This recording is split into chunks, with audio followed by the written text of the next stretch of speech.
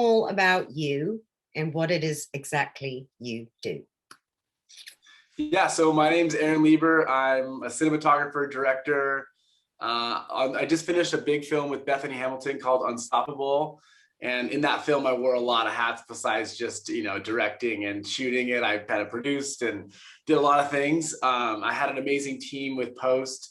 And so, yeah, so that was my recent really big film. And like I said, I started as an intern, 21 years ago now. So anybody wanting to get started in a career with filmmaking, I really encourage people to get an internship.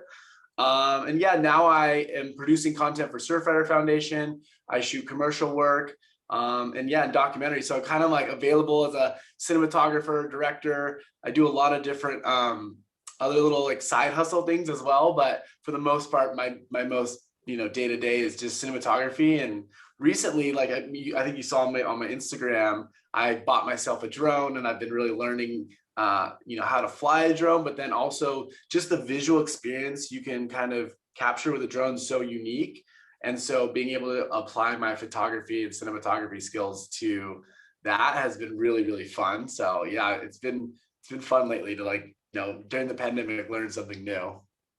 Yeah, I mean, that's absolutely incredible. Your surfing shots, your films are just so mind-blowing. And it's, between the majesty of these mammoth waves and then the skill of whomever's writing and then your skill in capturing, and it's all sort of so effortless and breathtaking, and it's just a highly exciting visual experience.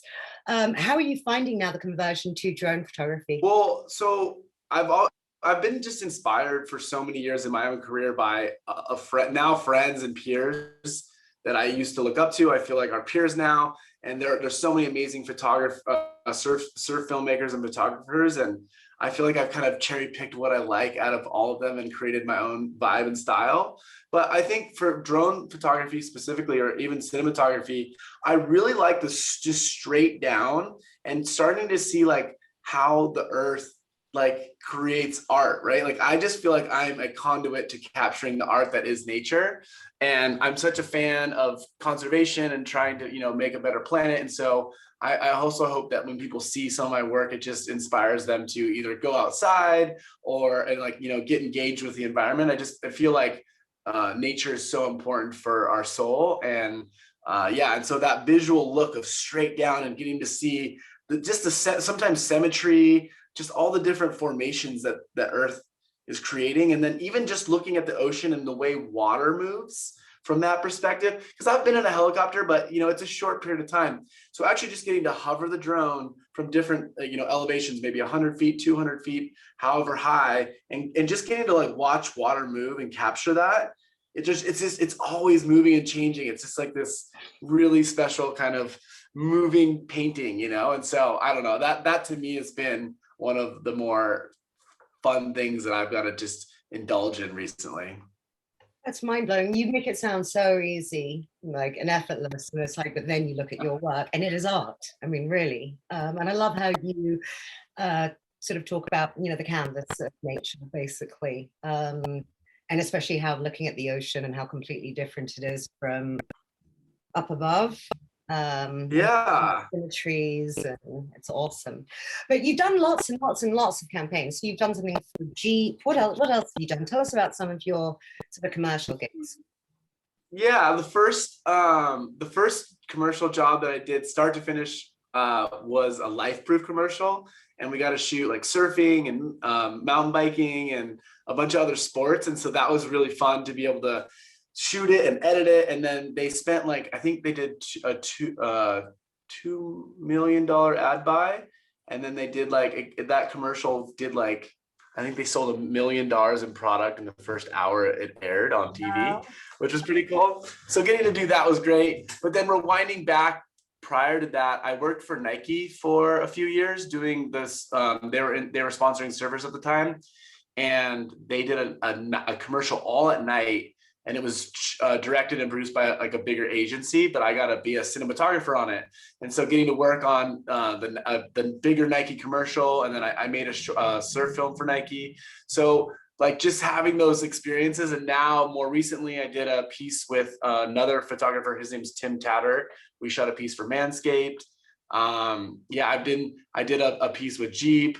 I mean, I can't even honestly remember all the stuff that I've done, but it's been a lot of stuff. And I always just feel like I'm learning. Like to me, it's like, you know, I feel like I've definitely come a long way and I know what I'm doing, but every project like has its own set of challenges. And so I always feel like pretty nervous going into every project, like, oh, I want to do such a good job, and making sure you know, I've kind of researched all the different options and going really prepared. But yeah, so I still feel like I'm new, even though I've been doing it for 15 years.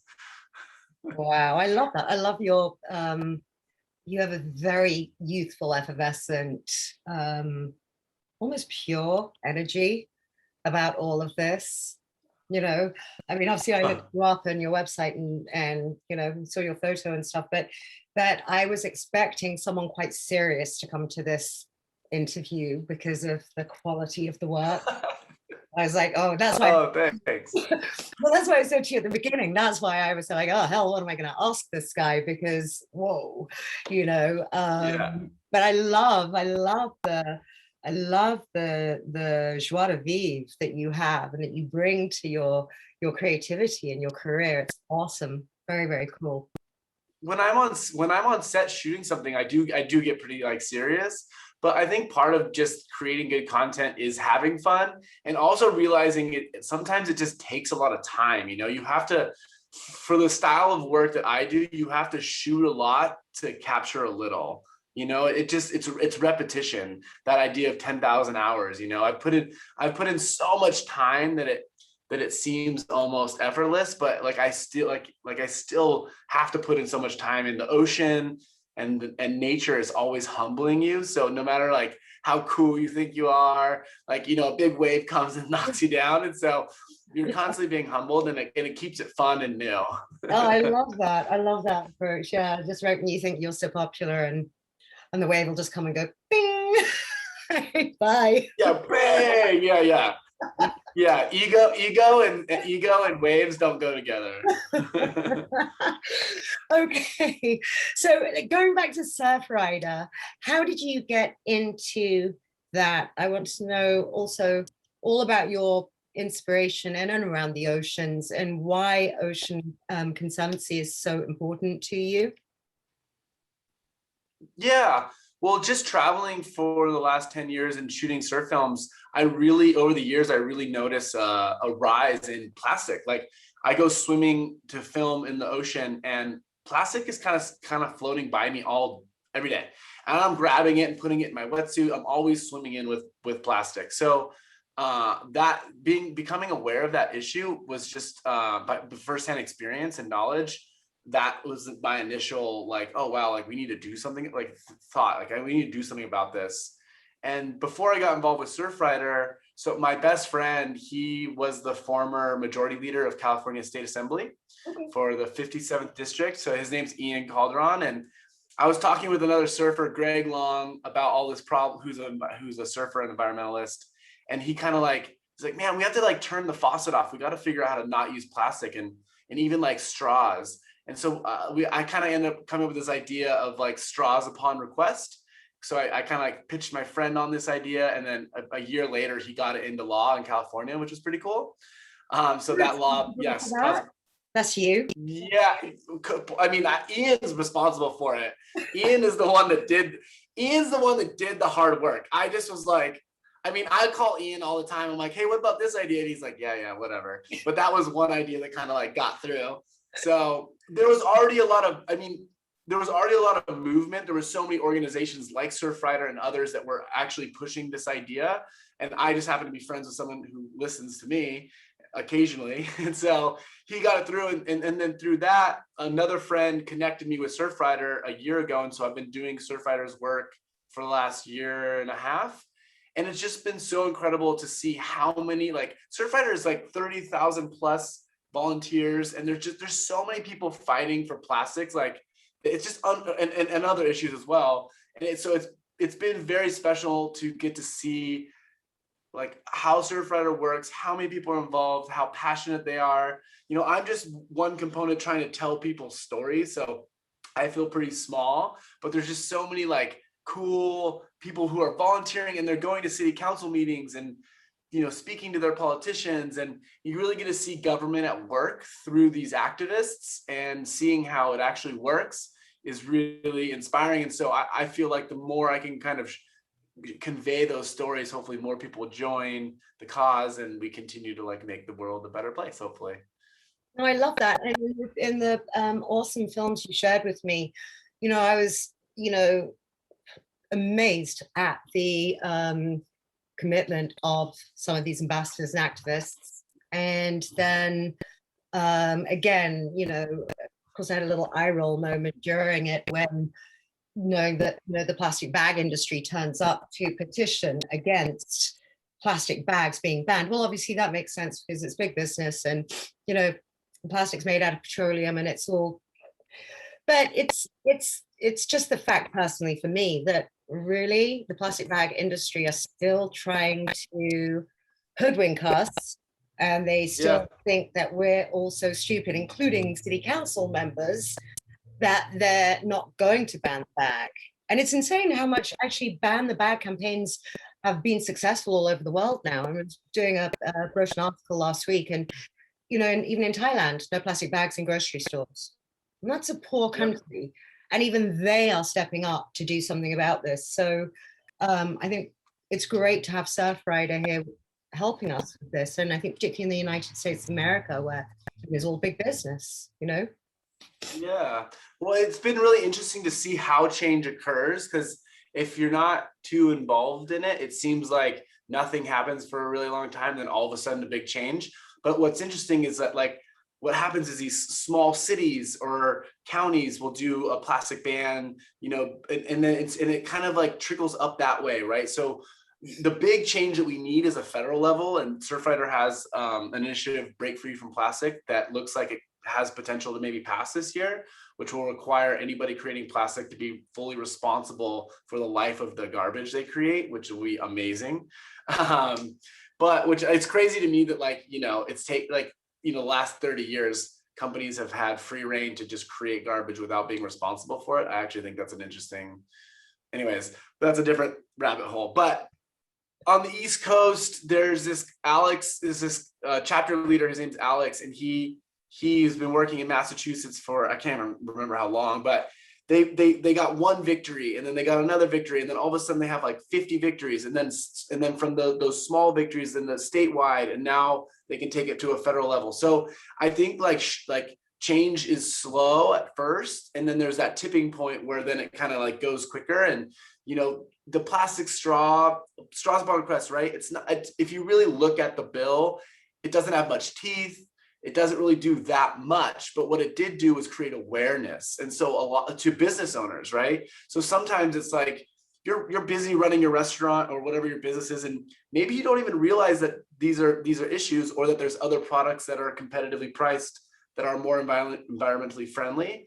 So sometimes you can look at legislation or change as like, how do you just create awareness, not to everybody, but to the people who are in charge of day-to-day decisions at businesses. And so yeah, there's these issues are very complex, and I think it's really easy to demonize, like, oh, the plastic industry are the bad guys, or even oil is the bad guy. But really, if you rewind time, those things were so innovative and helpful for our country and for the world, but then they became a problem. And now it's like, how do we work with these industries to transfer them over to new products? Because there are recyclable type products that look like plastic that aren't. So maybe this industry, plastic industry, could just transfer over to new sustainable ideas. And so I think it's like really easy to go, oh, it's black and white, good, bad, but it's there's a lot of gray, because these businesses also, you know, are in districts with people who have jobs there, and all these people are people. And so, you know, it can be easy to demonize one side or the other, but I really, like, I try to like step back and go, how can we create a win for everybody? I love that. I love that. And of course, you know, beyond the people within the plastic bag industry, there's also, you know, still consumers that are Mhm. demanding plastic products. So while there is still a demand, there is an industry, right? So, but I'm with you. One of the things that was fascinating for me was sort of doing my article last week was really learning um, how much more possible it is becoming now to actually really, really lessen our own personal plastic consumption. And, you know, obviously I'm an a girl, so I'm not the big one on waste or plastic or any of that stuff. But, you know, just the everyday things, right? Everyday things that I might purchase in a store or that are cased in plastic. And it made me really start thinking outside of the box about packaging for whether it's washing up liquid, shampoos, all the other, then all the way through to clothing.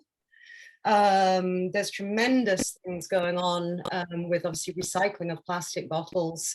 So at least that some of this waste is being put to use rather than being dumped in a landfill.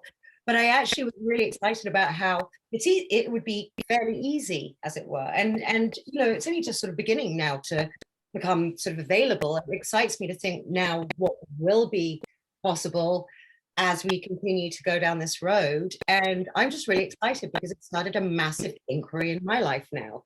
And I always thought I was so conscious already about things. And then when I was writing that article, I was like, It's like I said, these issues can be a lot deeper than you think, and you know, it's nice that there's so many companies now.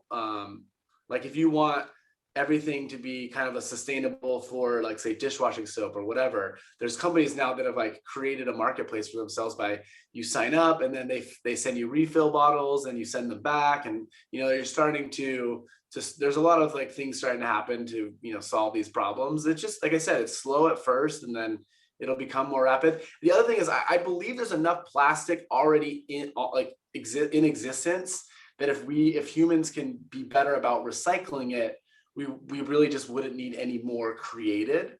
And so that's the other issue, is that a lot of the plastic we think is being recycled actually isn't being recycled. So there's a lot of there's just a lot of those types of factors. And so you know, and they're finding microplastics in the air. They found microplastics in all fresh waters. yeah, It's everywhere. And so, you know, we're within our digestive system. It's in our own human best interest to really like figure out how to weed plastic out. But I still acknowledge like plastic is an amazing product, right? Like it's so malleable and strong and inexpensive. And so I don't see a future where plastic is completely gone, but hopefully we can find a way where we're just not using single use plastic, and you know, and the plastic we do use gets recycled, and then I think we'll have a more sustainable environment. yeah, because it's also the type of plastic. You know, people don't realize that, you know, it could take how long it takes a plastic straw to break down and that they can't be recycled because they fall through into the machinery, the recycling plant. So I think just thinking about all of that, it's a really exciting time for us to sort of embrace where we're at and then see how far that can take us in, you know, forms of plastic that are more biodegradable. Yeah. Getting rid of things like the styrofoam and plastic straws that just aren't. Definitely, it's a really cool, exciting time. Yeah, So there's so many smart people out there. There's probably a 15-year-old kid, male or female, that's going to be like, create the new thing that will just replace it. You know, like yeah, we just like, the next cool thing is coming, and you know, so we just all have to like hope, you know, encourage the government to put out grants and incentives for people to, you know, inspire them to create these new ideas and products. So I'm definitely optimistic for the future. yeah, definitely. Me too. Me too. Okay, so now getting back to you, please tell me more about your film with Bethany Hamilton, because again, that's really moving and inspiring. So share with us about your journey, how you came to be involved. I know you told us that you wore many hats, but just being there filming, that must have impacted you quite a lot. Yeah. So previous to Bethany's film, I had made two other female surf films. One was called Leave a Message with Nike, and the second was a film with Lakey Peterson called 0 to 100. And I met Bethany during those periods and kind of became friends with her basically. And after Lakey's film, Bethany and I talked about like this idea of just let's like show the world, Bethany, that you're an amazing surfer, because Soul Surfer had just come out. So originally the film we were trying to create was just going to be a short, maybe 5 to 8 minute kind of action piece with like a little bit of update, like, hey guys, this is what's going on in my life. Okay, cool. Like it was going to be a short film. Now, where can people see it? So you can buy it or rent it on pretty much any VOD platform, iTunes, Amazon, on down the list. If you have Netflix, it's streaming on Netflix. If you happen to be flying, I believe it's on Delta, JetBlue. It's on like 10 airlines right now. But so if you're on some kind of flight, you might find it on your flight, which is pretty cool. And yeah, so those are kind of the main places to check it out. Okay, and just so everyone knows, it's Bethany Hamilton Unstoppable is what you're going to be looking for on Netflix. Yeah, Bethany. Yeah, if you type in Bethany Hamilton, it'll probably come up, or just Unstoppable. That's really great distribution, though, you've got. Congratulations, that's awesome. Yeah, thanks. Yeah, we released in theaters 2019, summer of 2019, in like 205 theaters. So that was pretty exciting. And then we were top 10 in theaters in Australia, right before, like, and then we were about to expand from 25 to 60 theaters in Australia, and the pandemic hit, which was kind of a bummer. But yeah, that's life. I think we're gonna gear up to do like a little tour with the film and Bethany, maybe spring of next year. I feel like people will be excited to see her, and you know, there's still a lot. There's just, the world's so big with people, and there's so many people I think that still haven't seen it, and so because everyone's kind of been on lockdown, I think it'd be fun to do like an in-person experience. Oh gosh, definitely. Now, speaking of fun, what do you do for fun?